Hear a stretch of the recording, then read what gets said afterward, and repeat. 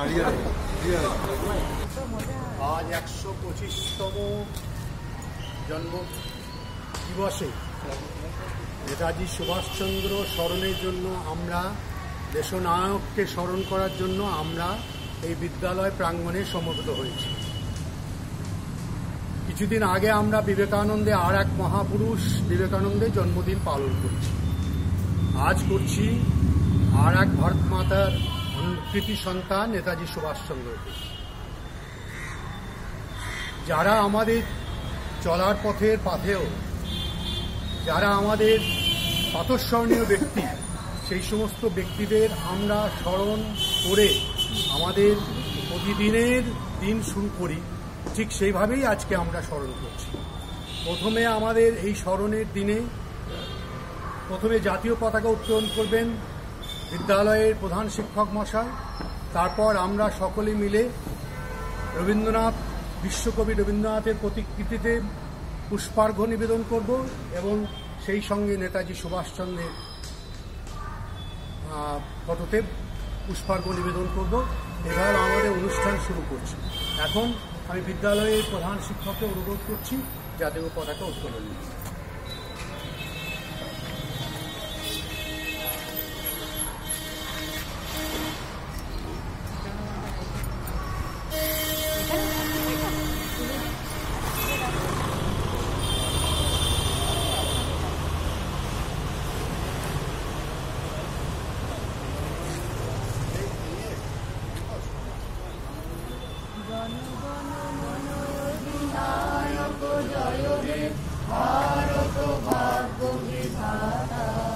पंजाब सिंधु गुजरात मराठा द्राविड़ उत्कल बंग विंध्य हिमाचल यमुना गंगा उच्छल जलधि तरंगा तव शुभ नामे गाहे तव शुभ आशीष माहे गाहे तव जय गाथा जन गण मंगलदायक जय हे भारत भाग्य विधाता जय हे जय हे जय हे जय जय जय जय हे। वंदे मातरम वंदे मातरम वंदे मातरम वंदे मातरम वंदे मातरम वंदे मातरम। जय हिंद जय हिंद जय हिंद जय हिंद जय हिंद जय हिंद।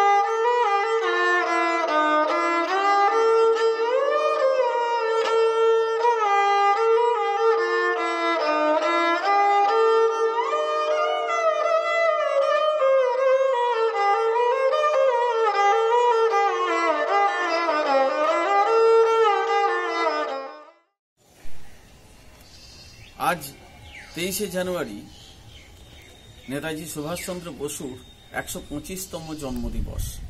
আমাদের বিদ্যালয়ে আজ আমরা এই জন্মদিবস উদযাপন করতে চলেছি।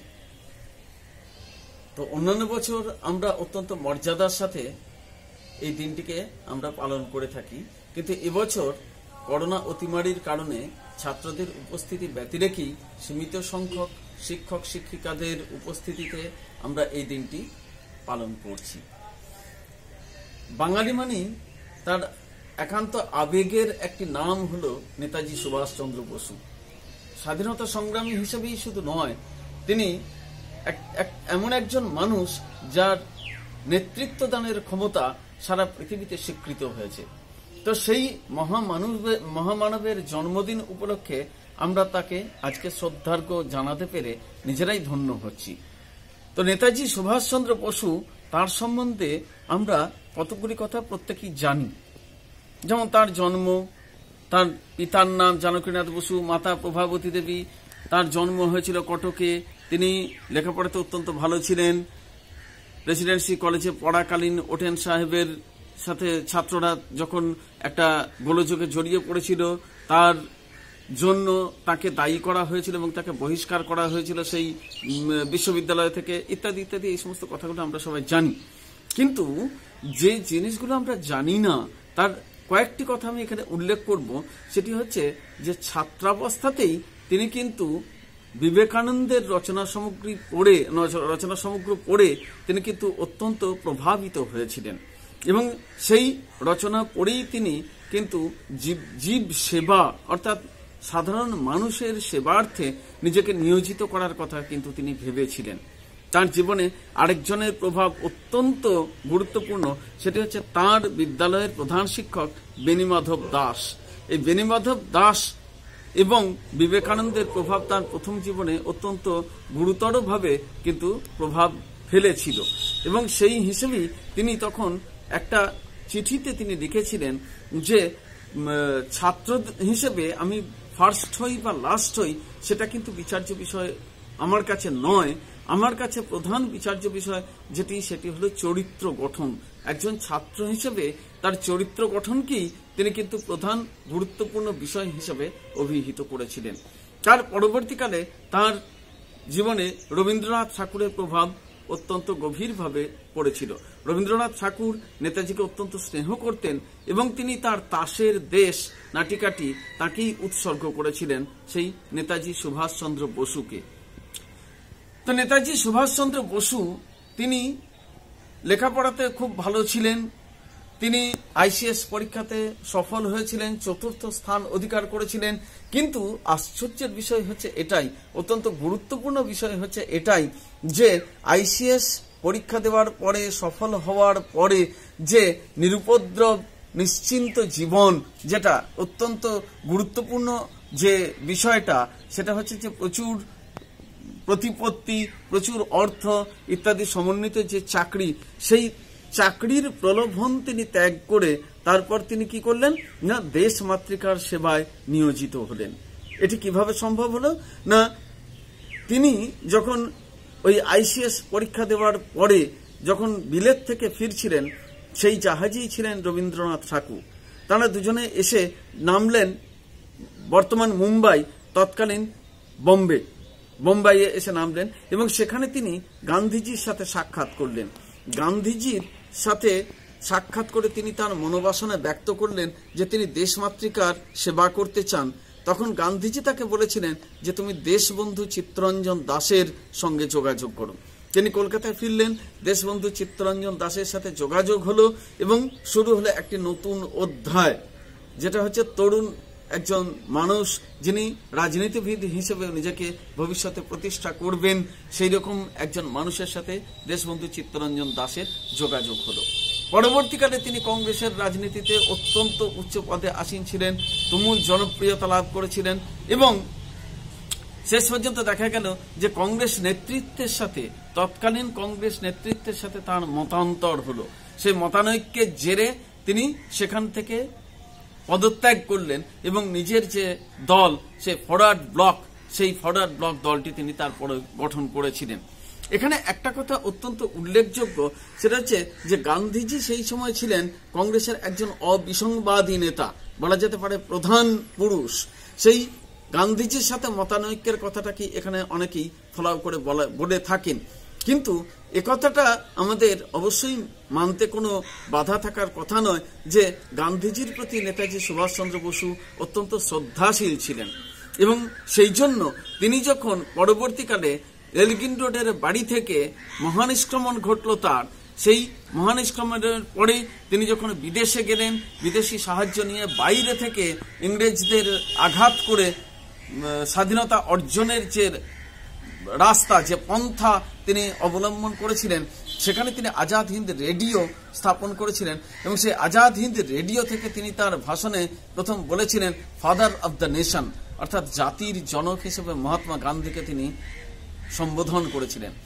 একই সাথে মহাত্মা গান্ধীও কিন্তু তার এই যে শিষ্য বলা যেতে পারে প্রথম পর্যায়ে, সেই নেতাজি সুভাষচন্দ্র বসুর প্রতিও কিন্তু তিনি স্নেহশীল ছিলেন, এবং সেই জন্যই তিনি বলেছিলেন যে তোমার মত অনুযায়ী তুমি চলো, তুমি যদি সফল হও তাহলে আমি প্রথম তোমাকে অভিনন্দন জানাবো যদি স্বাধীনতা তুমি এই পন্থায় আনতে পারো। তো এই যে পারস্পরিক যে শ্রদ্ধার বিষয়টা, সেটি অত্যন্ত গুরুত্বপূর্ণ, যে মতানৈক্য থাকলেও কিন্তু অন্য দলের নেতার প্রতি সশ্রদ্ধ হওয়াটা অত্যন্ত গুরুত্বপূর্ণ বিষয়। এটি তার ওই জীবনচর্যা থেকে আমরা কিন্তু উপলব্ধি করতে পারি। আজ আমাদের দেশে তারুণ্যের প্রতীক হিসেবে একজন রোল মডেল হিসেবে কোনো মানুষকে খুঁজে পাওয়া অত্যন্ত দুষ্কর বিষয়, এবং সেই জন্যই আজও কিন্তু নেতাজিকে আমরা সেই শ্রদ্ধার আসনেই বসিয়ে রাখি। সে আজও কিন্তু তিনি যুব সমাজের কাছে রোল মডেল হিসেবেই পরিচিত হয়ে আছেন, এবং আমরা আশা করব যে নেতাজির বাণী এবং তার আদর্শকে অনুসরণ করে ভবিষ্যৎ প্রজন্ম আমাদের দেশকে আরো অনেক বেশি এগিয়ে নিয়ে যেতে পারবে। ধন্যবাদ। আজ এই পুণ্য প্রভাতে আমরা বোলপুর উচ্চ বিদ্যালয়ে সমবেত হয়েছি দেশনায়ক দেশবরেণ্য নেতাজি সুভাষচন্দ্র বোসের ১২৫তম জন্মবার্ষিকী পালন করার জন্য। আজ তার এই জন্মদিনে সারা দেশ উদ্বেলিত। সারা দেশে আজকে মহা সমারোহে উদযাপিত হচ্ছে তার এই জন্মদিনটি। এটা আমাদের কাছে অত্যন্ত গৌরবের। দেশনায়ক দেশবরেণ্য নেতাজি ছিলেন প্রকৃত অর্থে জাতীয় ঐক্যের প্রতীক। এই ঐক্য ছিল তার হৃদয়ে, এই ঐক্য ছিল আত্মত্যাগে। এই ঐক্য প্রতিষ্ঠায় ভারতবর্ষে প্রকৃত ক্ষমতা প্রদর্শন বলেই তিনি মনে করতেন। দর্দণ্ড প্রতাপ ইংরেজদের বিরুদ্ধে লড়তে গেলে আমাদের এই ঐক্য রসদ যোগাবে, এ কথা তিনি মনে প্রাণে বিশ্বাস করতেন। এ প্রসঙ্গে আমরা স্মরণ করতেই পারি স্বামীজির ত্যাগের মন্ত্রে সুভাষের জীবন উদ্বেলিত হয়ে উঠেছিল সেই যুবা বয়সে। স্বামীজির মতোই তিনি মনে প্রাণে বিশ্বাস করতেন ধর্মে ধর্মেই কোনো ভেদ নেই, মানুষকে দয়া নয়, মানুষকে সেবা, ত্যাগ ও ব্রহ্মচর্যের মধ্যে দিয়ে আমরা আমাদের কাঙ্ক্ষিত লক্ষ্যে এগিয়ে যেতে পারব। স্বামীজির বাণী তার অন্তরে অগ্নিস্ফুলিঙ্গের মতো সঞ্চার করেছিল প্রেরণা, উদ্দীপনা। তাই তো তিনি অকপটে বলতে পারেন, if he had been alive, I would have been at his feet. আমরা যদি একটু বিচার বিশ্লেষণ করে দেখি তো আমরা দেখব সুভাষ শুধুমাত্র স্বাধীনতা সংগ্রামী বা নেতা নন, তিনি হয়ে উঠেছিলেন এক বিপুল রাজনৈতিক পর্যবেক্ষক। সুভাষচন্দ্র অত্যন্ত বিচক্ষণতার সঙ্গে লক্ষ্য করেছিলেন রাজনীতির বয়ে চলা নানা পথে গান্ধীজি পরিক্রমা করেছেন একজন জননেতা হিসেবে। তিনি অবিসংবাদী জননেতা। কিন্তু সুভাষ এও লক্ষ্য করেছিলেন মহাত্মা মানুষকে যতটা চিনতেন ততটাই অজ্ঞান ছিলেন ব্রিটিশদের রণকৌশলের বা রণনীতির চাতুর্যের বিষয়ে। তিনি বিশ্বাস করতেন যে শুধুমাত্র গণ আন্দোলনের মধ্য দিয়ে স্বাধীনতা আসবে না, অনুগামী সংখ্যা বৃদ্ধি শুধুমাত্র আমাদের কাঙ্ক্ষিত লক্ষ্যে পৌঁছতে সাহায্য করবে না, অবস্থা বুঝে নতুন নতুন পথ খুঁজতে হবে, নতুন নতুন কৌশল অবলম্বন করতে হবে। অহিংস আন্দোলন একমাত্র পথ হতে পারে না। এতকালের বয়ে আসা আন্দোলন ভারতবর্ষকে সঠিক দাবি পেশ করতে সাহায্য করেনি, তাই তিনি নতুনভাবে পরিকল্পনা করতে চেয়েছিলেন, নতুনভাবে পরিকল্পনা রচনা করছিলেন। তিনি এ ব্যাপারে তদানীন্তন জাতীয় নেতাদের কাছে বারবার দরবার করেছেন, তাদের সাহায্য প্রার্থী হয়েছেন, কিন্তু বারবার বিফল মনোরথ হয়ে ফিরে এসেছেন কোন এক অজ্ঞাত কারণে। তিনি সঠিকভাবেই ভেবেছিলেন ঔপনিবেশিক প্রশাসকরা তাদের স্বার্থে কৃত্রিমভাবে হিন্দু মুসলমান সমস্যা সৃষ্টি করেছিলেন। ব্রিটিশদের এই পাতা ফাঁদে আমরা যদি পা দিই তো বড় ভুল করব, হয়েও ছিল তাই। আমরা বারবার লক্ষ্যের দিকে এগিয়ে গিয়েও লক্ষ্যভ্রষ্ট হয়েছি। ভারতবর্ষের গঠনতন্ত্র সম্পর্কে তার স্পষ্ট ধারণা ছিল এবং ভারতবর্ষের পক্ষপাতহীনতা বা ভারতবর্ষের নেতাদের পক্ষপাত দোষের দুষ্টতা তিনি লক্ষ্য করেছিলেন। 1944 সালে টোকিও বিশ্ববিদ্যালয়ের শিক্ষক ছাত্র সমাজের এক বক্তৃতায় সুভাষ দায়িত্বহীন কণ্ঠে উল্লেখ করেছেন, ভারতের দুটি গৌরবময় পর্ব আছে। গুপ্ত সম্রাটদের আমলে ভারত যেমন উন্নতির শিখরে পৌঁছেছিল, মোগল সম্রাটদের শাসনকালেও ভারতের ততোধিক এক গৌরবময় যুগ। অর্থাৎ হিন্দু মুসলমানের সমন্বয় রূপটি তিনি অটুট রাখতে সদা সচেষ্ট ছিলেন। আর এজন্যই তার আজাদ হিন্দ ফৌজ হয়ে উঠেছিল একটি সমন্বয়ী বাহিনী, যেখানে ধর্মের কোনো ভেদ নেই, জাতির কোনো ভেদ নেই, ভাষার কোনো ভেদ নেই। ছোটবেলা থেকেই নেতাজি এই মন্ত্রেই উদ্দীপ্ত হয়েছিলেন। পারিবারিক শিক্ষা তাকে এটাই শিখিয়েছিল, ভারতবর্ষ একটা সমন্বয়ী শক্তির সংসার। তাই স্বাধীন চেতা এই সংগ্রামী নেতাকে আমরা আজ কুর্নিশ করব।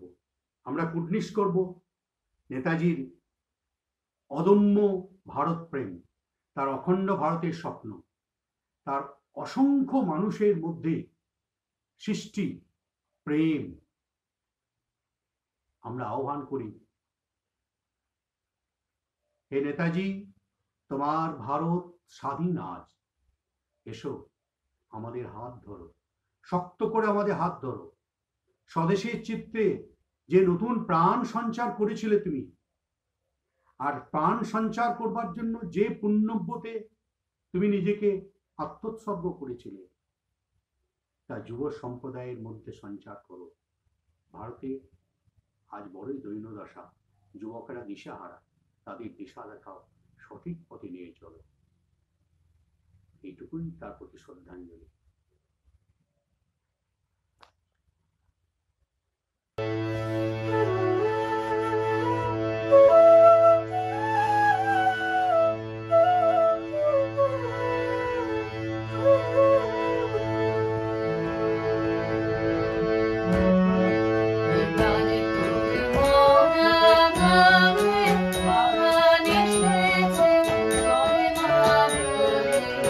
আশা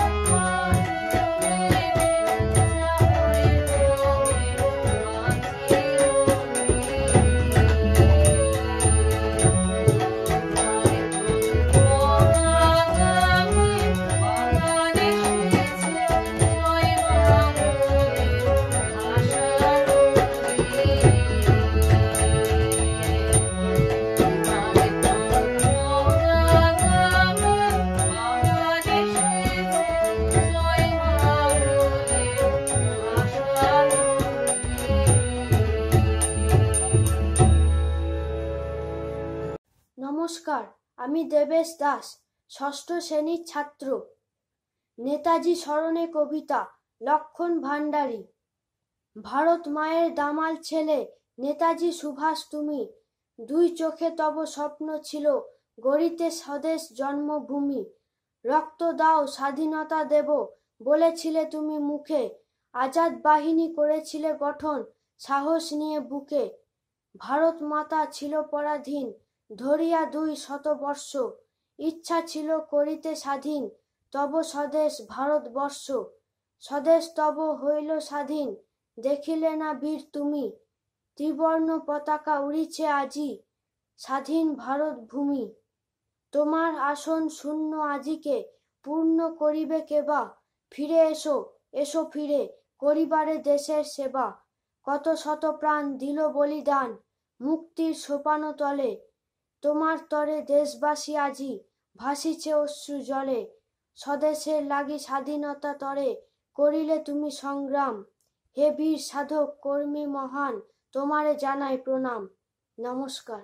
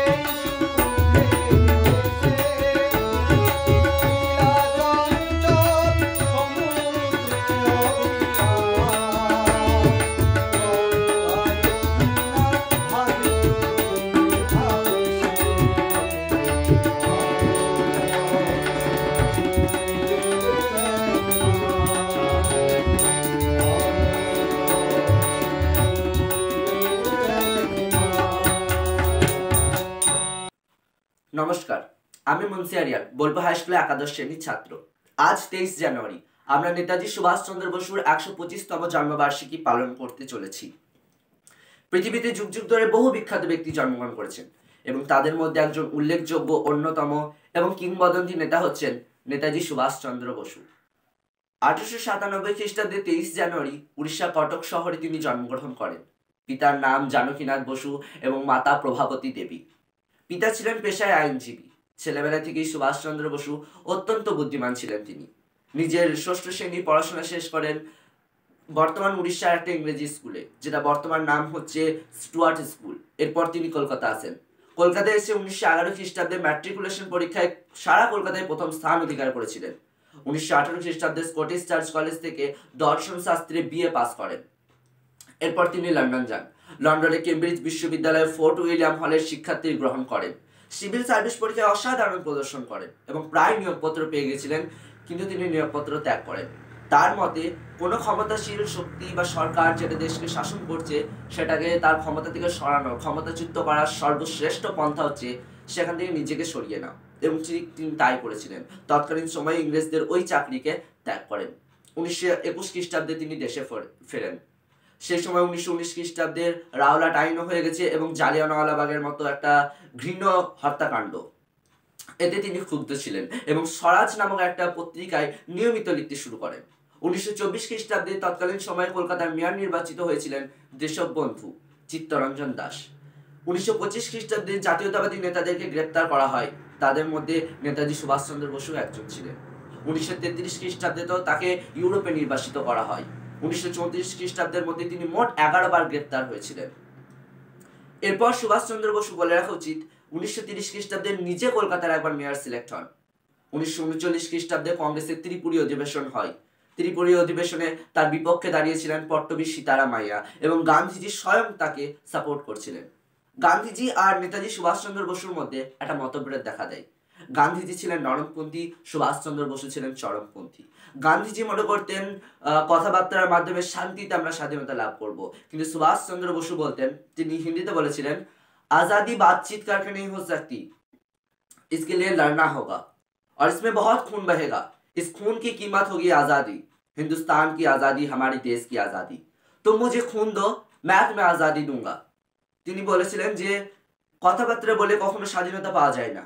স্বাধীনতা পাওয়ার জন্য আমাদেরকে লড়াই করতে হবে, সশস্ত্র আন্দোলনে নামতে হবে এবং তার জন্য প্রচুর মানুষের রক্ত বইবে এবং সেই রক্ত বওয়ার ফল হবে ভারতবর্ষের স্বাধীনতা।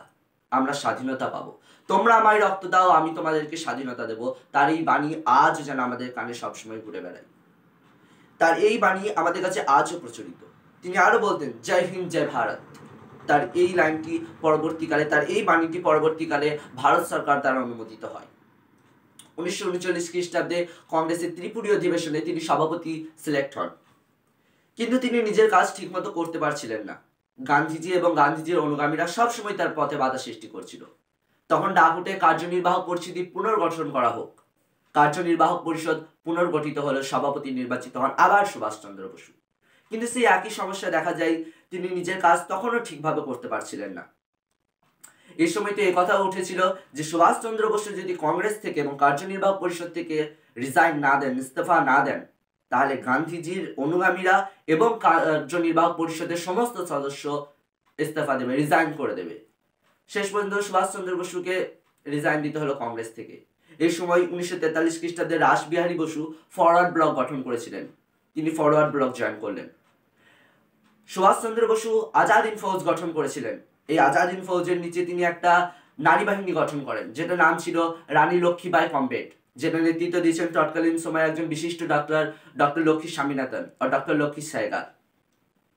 সুভাষচন্দ্র বসু বা এই মহান ব্যক্তি, এই নেতাজির মৃত্যু আজ আমাদের কাছে রহস্যময়। কোনো এক মতে বলা হয় 1945 খ্রিস্টাব্দে একটা প্লেন ক্র্যাশে, অর্থাৎ বিমান দুর্ঘটনায় নাকি তিনি মারা গেছেন। কোনো এক মতে এটাও বলা হয় যে তিনি নাকি সোভিয়েত ইউনিয়ন পালিয়ে গেছিলেন দেশ স্বাধীনতার আগে। তার মৃত্যুতে না গিয়ে বা কিভাবে মারা গেছেন সেদিকে না গিয়ে এটাই বলবো, তার আদর্শবোধ, তার চিন্তা ভাবনা, তার বৈপ্লবিক কর্মকাণ্ড, তার বলিদান, সমস্ত কিছু আজও আমাদের মনের মধ্যে বেঁচে আছে এবং চিরকাল বেঁচে থাকবে। এই মানুষ ছিলেন বলেই হয়তো আজ আমাদের দেশটা স্বাধীন হতে পেরেছে এবং আমরা স্বাধীন বাতাসে ভারতবর্ষের স্বাধীন বাতাসে নিঃশ্বাস নিচ্ছি এবং আমরা তাকে আজ নিজের প্রতি নিঃশ্বাসে অনুভব করতে পারছি। এই বলে আমি আমার ছোট্ট বক্তৃতা শেষ করছি। নমস্কার। বলতে হবে।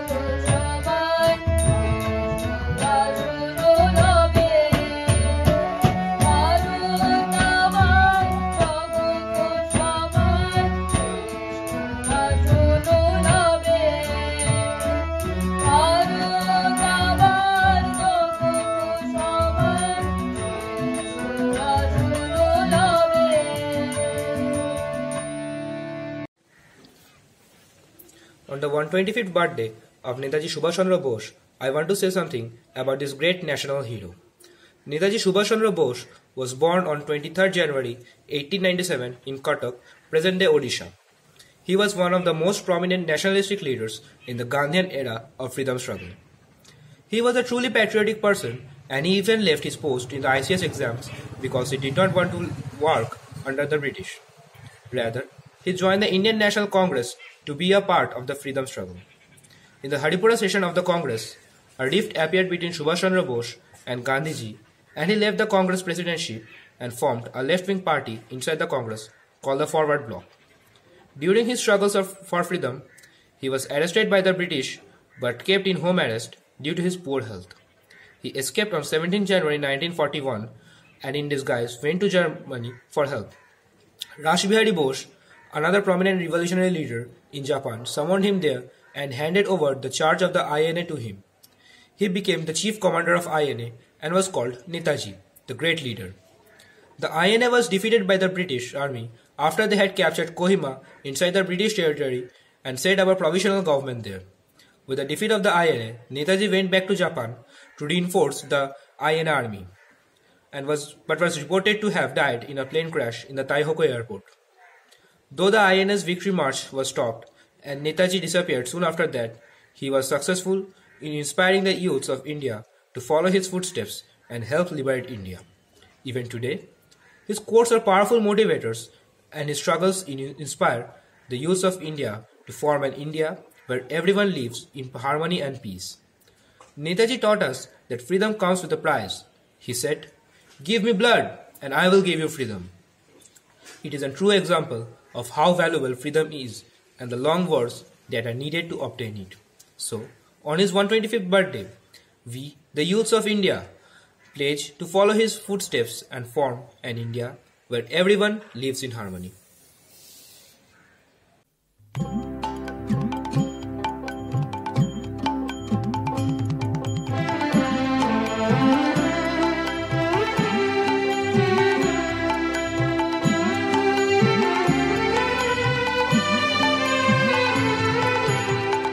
নিশিদিন ভরসা রাখি সবেই হবে, ওরে মন হবেই হবে। নিশিদিন ভরসা রাখি সবেই হবে, ওরে মন হবেই হবে। যদি পণ করে থাকিস সে পণ তোমার রবেই রবে, ওরে মন হবেই হবে। নিশিদিন ভরসা রাখি সবেই হবে, ওরে মন হবেই হবে। নিশিদিন ভরসা রাখি সবেই হবে, ওরে মন হবেই হবে।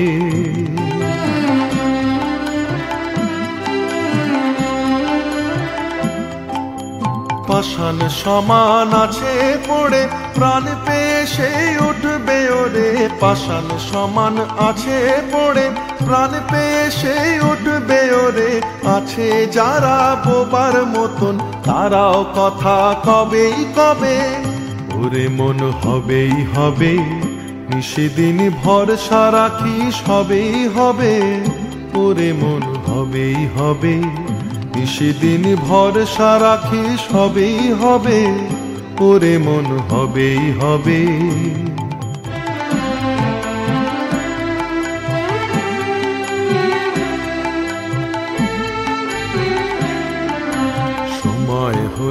সময় হলো যে যার আপন বোঝা তোলো রে। দুঃখ যদি মাথায় ধরি সে দুঃখ তোর সবেই সবে, ওরে মন হবেই হবে। ঘন্টা যখন উঠবে বেজে দেখিবি সবাই আসবে সেজে, ঘন্টা যখন উঠবে বেজে দেখিবি সবাই আসবে সেজে। একসাথে সব যাত্রী যত একই রাস্তা লবেই লবে, ওরে মন হবেই হবে। নিশিদিন ভরসা রাখি সবেই হবে, ওরে মন হবেই হবে। নিশিদিন ভরসা রাখি সবেই হবে, ওরে মন হবেই হবে। যদি পণ করে থাকিস সে পণ তোমার রবেই রবে, ওরে মন হবেই হবে। নিশিদিন ভরসা রাখি সবেই হবে, ওরে মন হবেই হবে। নিশিদিন ভরসা রাখি সবেই হবে, ওরে মন হবেই হবে।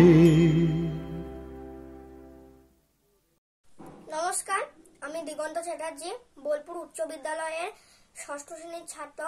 আমার সেকশন বিদ্যাসাগর ও আমার রোল নাম্বার 37।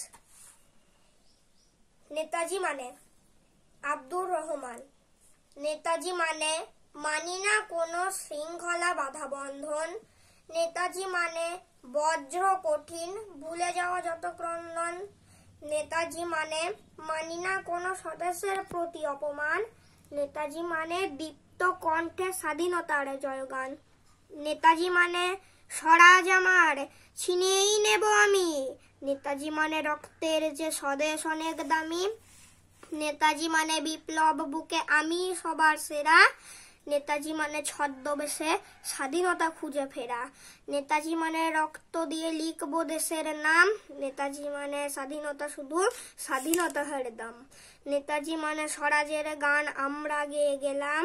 নেতাজি তুমি প্রিয় সবার, সেলাম তোমারে সেলাম। নমস্কার।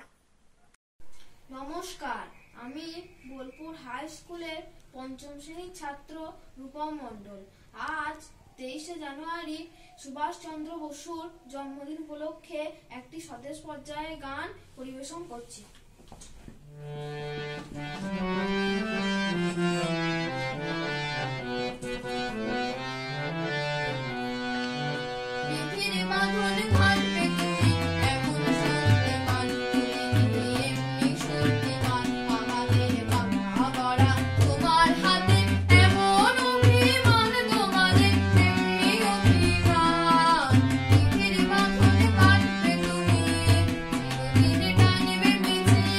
চিরদিন রাখবে নিচে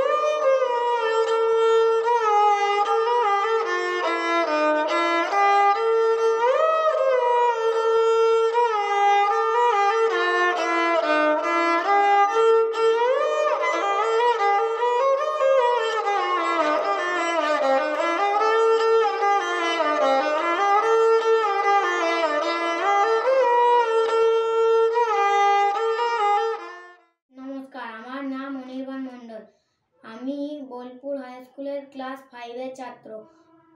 আজ 23শে জানুয়ারি নেতাজি সুভাষচন্দ্র বসুর 125তম জন্মদিবস। সকল গুরুজনদের প্রণাম জানিয়ে আমি নেতাজির বিষয়ে কিছু পড়ে শোনাচ্ছি। পরাধীন ভারতবর্ষকে স্বাধীন করবার জন্য এদেশে যে কজন মনীষী ও স্বদেশ প্রেমিকের নাম ইতিহাসের পাতায় স্বর্ণাক্ষরে লেখা হয়েছে তাদের মধ্যে অন্যতম হলেন নেতাজি সুভাষচন্দ্র বসু। ইংরাজি 1897 সালের 23শে জানুয়ারি উড়িষ্যার কটক শহরে তিনি জন্মগ্রহণ করেন। তার মায়ের নাম প্রভাবতী দেবী এবং বাবার নাম জানকীনাথ বসু। তাদের আদি বাসস্থান ছিল দক্ষিণ 24 পরগনার কোদালিয়া গ্রামে। ছোটবেলা থেকে সুভাষচন্দ্র ছিলেন অত্যন্ত মেধাবী ছাত্র। 1913 সালে রেভেন্স কলেজিয়েট স্কুল থেকে তিনি দ্বিতীয় স্থান অধিকার করে ম্যাট্রিকুলেশন পাস করেন। পরে কলকাতার প্রেসিডেন্সি কলেজের ইংরেজ অধ্যাপক ওটেন সাহেব শ্রেণীকক্ষে বাঙালি সম্পর্কে বিদ্রূপপূর্ণ মন্তব্য করায় সুভাষচন্দ্রের সঙ্গে তার বিবাদ বাধে এবং তারই ফলে তাকে বাধ্য হয়ে ওই কলেজ পরিত্যাগ করে আশুতোষ মুখোপাধ্যায়ের প্রচেষ্টায় স্কটিশ চার্চ কলেজে ভর্তি হন এবং সেখান থেকে তিনি দর্শনে অনার্স সহ বিএ পাস করেন। তারপর 1920 খ্রিস্টাব্দে সুভাষ বিলাত থেকে আইসিএস পরীক্ষায় 4র্থ স্থান অধিকার করে দেশে ফিরে আসেন। দেশে তখন অসহযোগ আন্দোলন চলছে, যার অর্থ ইংরেজদের কোনো কাজে ভারতীয়রা কোনো সহযোগিতা করবে না। সুভাষচন্দ্র এই ডাকে সাড়া দিয়ে ইংরেজ সরকারের দেওয়া অতি উচ্চ পদের সরকারি চাকরি প্রত্যাখ্যান করে দেশবন্ধু চিত্তরঞ্জন দাসের কাছে স্বদেশ সেবার দীক্ষা গ্রহণ করেন এবং স্বাধীনতা আন্দোলনে ঝাঁপিয়ে পড়েন। চরমপন্থী এই যুবনেতা সুভাষচন্দ্রের কাম্য ছিল ব্রিটিশ নিয়ন্ত্রণ মুক্ত পূর্ণ স্বাধীনতা। এই মতাদর্শ নিয়ে জাতীয় কংগ্রেসের প্রবীণ কর্মকর্তাদের সঙ্গে তার বিবাদ বাধে। অপরপক্ষে সরকারের চোখেও তিনি বিপজ্জনক ব্যক্তি হিসেবে চিহ্নিত হন। ব্রিটিশ সরকার তাকে গৃহবন্দী করে রাখে, কিন্তু সদা সতর্ক পুলিশের চোখে ধুলি দিয়ে তিনি ছদ্মবেশে ব্রিটিশ শত্রু দেশ জার্মানিতে এসে উপস্থিত হন। ভারত মাতার মুক্তির জন্য জার্মান রাষ্ট্রনায়ক হিটলার তাকে সাহায্যের প্রতিশ্রুতি দেন। বিপ্লবী রাসবিহারী বসুর আহ্বানে সাড়া দিয়ে তিনি জার্মানি থেকে জাপানে এসে উপস্থিত হন। সেখানে আজাদ হিন্দ বাহিনী গঠন করে ব্রিটিশ ভারতের বিরুদ্ধে সম্মুখ যুদ্ধে অবতীর্ণ হন। আজাদি সেনাদলের কণ্ঠে ধ্বনিত হয়েছিল দিল্লি চলো। প্রেরণা তাদের নেতাজির জীবনের রহস্যবিত পরিণতি দেশবাসীর মনকে আজও আলোড়িত করে চলেছে। শোনা যায় তাইহুকুতে বিমান দুর্ঘটনায় 1945 সালের 18ই আগস্ট তার মৃত্যু হয়, কিন্তু তার মৃত্যু ঘিরে আজও রহস্য অব্যাহত। নেতাজির জীবন দর্শনের 3 গুরুর প্রভাব খুব বেশি পড়েছিল। প্রথমত শিক্ষাগুরু বেণীমাধব দাস, দ্বিতীয়ত দার্শনিক গুরু বিবেকানন্দ, তৃতীয়ত রাজনৈতিক গুরু চিত্তরঞ্জন দাস। বাংলা সাহিত্যে তার লেখা তরুণের স্বপ্ন বইটি এক অনবদ্য সৃষ্টি। বিশ্ব ইতিহাসে এত বড় মাপের দেশপ্রেমিক খুবই বিরল। তাই তো রবীন্দ্রনাথ ঠাকুর তাকে দেশ গৌরব হিসাবে বরণ করে নিয়ে তার লেখা তাসের দেশ বইটি নেতাজিকে উৎসর্গ করেন। নমস্কার। নমস্কার, আমি স্বর্ণদীপ কর্মকার, বোলপুর উচ্চ বিদ্যালয়ের 6ষ্ঠ শ্রেণীর ছাত্র। আজ 23শে জানুয়ারি নেতাজির 125তম জন্মবার্ষিকী। এই উপলক্ষে আমি একটি সঙ্গীত পরিবেশনা করতে চলেছি। তোমারে করে আছি জীবনের ধ্রুব তারা, এ সমুদ্রে আরো কভু হব না কো পথহারা। তোমারে করে আছি জীবনের ধ্রুব তারা, যেথায় আমি যাই না কো তুমি প্রকাশিত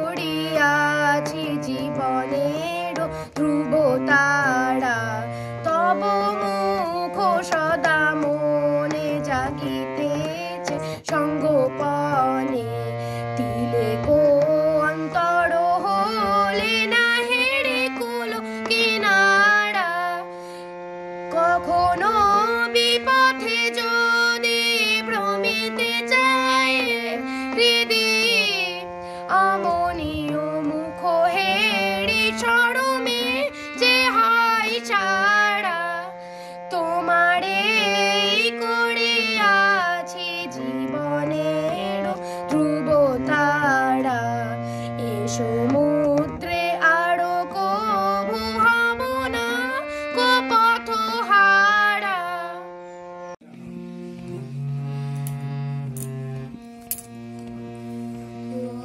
আমার দেশের মাটি তোমার পরে ঠেকায় মাথা, ও আমার দেশের মাটি তোমার পরে ঠেকায় মাথা।